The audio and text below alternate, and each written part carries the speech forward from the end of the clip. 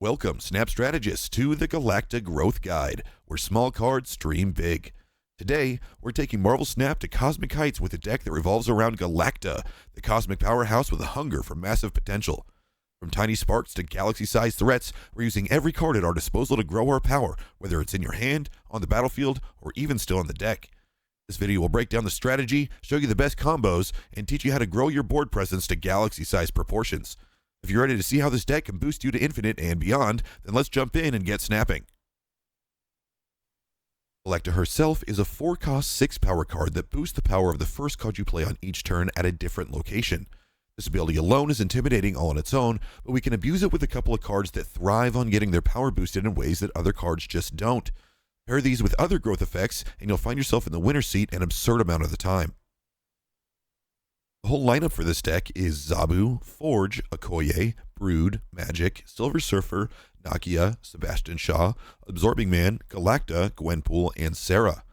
With the theme of this deck being more power, a lot of these cards are auto-includes, but let me go through a turn-by-turn breakdown of why these cards in particular work so well together and how you can use them to their maximum potential. Starting on turn 1, there's only one option for us to play, but boy is it a good one. The singular 1-drop in the deck is Zabu, a furry little friend with nothing intimidating about him whatsoever, and a fire on reveal ability that gives all the 4-cost cards remaining in your deck -1 cost. With there being 3 4-drops in the deck, getting him out as early as possible is very helpful for smoothing out the curve of your mid to late game turns. It's not essential to play it, but it can definitely help depending on how the rest of your deck is stacked. For turn 2, there are seemingly 2 options, but only one of them should be played this early. Forge is a fantastic 2-drop, but we want to save its ability for later in the game. The ideal play would be Okoye, a 2/3 with the best early game on reveal ability that we could hope for, giving every card remaining in your deck +1 power. With our game plan kicking off by the second turn, we are already ahead of our opponents, even if they don't know it yet. Moving on to turn 3, we have 2 ideal options among all the 3-cost cards in the deck that want to hit the field at this point. Unless you were able to get Zabu out early and had lucky draws, then you'll have 2 more options. The best option almost every time is going to be Magic.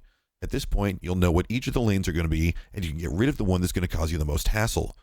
This serves more than just the purpose of lane control though, but I'll get to that in a little bit. The other card to play here would be Nakia, a 3/3 that gives all the cards in your hand +1 power, but I would be a little bit more reserved with this one. There are 2 cards specifically that want to gain the power from this, and if you don't have either of them in hand, it might be best just to wait a turn in case you draw one of them the following turn. The 2 cards that you do not want to play yet that can be played on the 3rd turn are Brood and Sebastian Shaw. These are your power-hungry cards that we want to feed into as much as possible, and at this point in the game, we have better ways of doing that while they're still in your hand. Brood is a 3-cost 2 base power card with an on-reveal effect that spawns 2 broodlings at its location. At face value, this doesn't seem very good, but its secret lies in the broodlings that it creates because they act more as clones of the brood itself and copy whatever power the original brood had when it revealed. With Galacta's effect alone, this would reveal as a 5 power and add 2 more 5 power spawns for a total of 15 power added on a 3-cost card, which is nutty, but we can go even bigger than that with other Anthem-style effects before it reveals.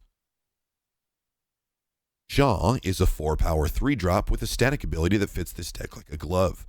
Whenever it permanently gains power by any means and in any location, it gains that power plus an additional 2 more. Since this deck is all about giving power to its other cards, this ability is absolutely absurd and it can get big enough to even rival or exceed the Infinaut's power. If it was in the deck when you played Okoye, then it did not just get a +1 bump, it got +3. If it was in your hand when you played Nakia, it did not only get the +1, it got +3 instead. If you have a good turn 4, then you can play Gwenpool for even more potential growth. Sebastian Shaw is the Mac Daddy of this deck and can win a lane all by himself with how big he gets. Turn 4 is when we get to play the Cosmic Queen herself, Galacta. The thing to remember about playing an efficient game using this card is that it only buffs the cards played at other locations, so at this point it would have been a good idea to have played your cards in a lane that you can use as a foundation for her. What I mean is that you should play her on a lane where you have played other cards already so that you can most effectively make use of her ability. However, it's still a good idea to leave a space or two open to use to either win that lane or for more setup pieces that we'll use to buff our other cards even more. The other option here is Gwenpool, as I mentioned earlier, the chaotic rocket-wielding anti-hero with one of the better on-reveal abilities the game has to offer for us in this archetype. When played, she picks a random card in your hand 3 different times and gives those cards +2 power each time. The random card picked can also be the same card multiple times. This is our last effect to be able to Frankenstein our critters before we bring them to life on the battlefield, but not the last effect at our disposal to grow them. Then moving to turn 5, there's only one truly best option here, and that is Serah. This amazing 5-drop has an ongoing ability that reduces the cost of all the cards in your hand by 1. The overall curve of this deck is pretty cheap.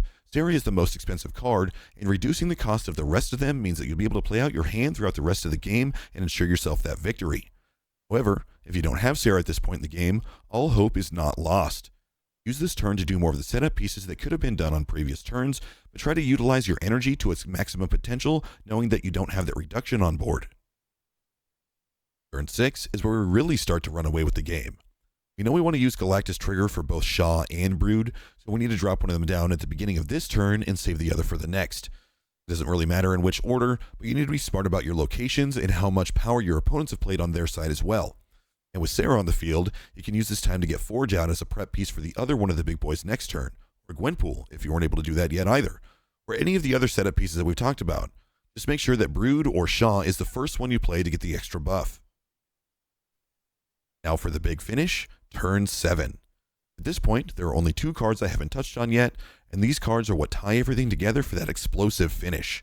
You are, of course, going to want to start your turn with one of the other 2 banger pieces that you didn't play on the last turn, and that should only leave you with 2 cards in hand and 2 open slots left on the battlefield.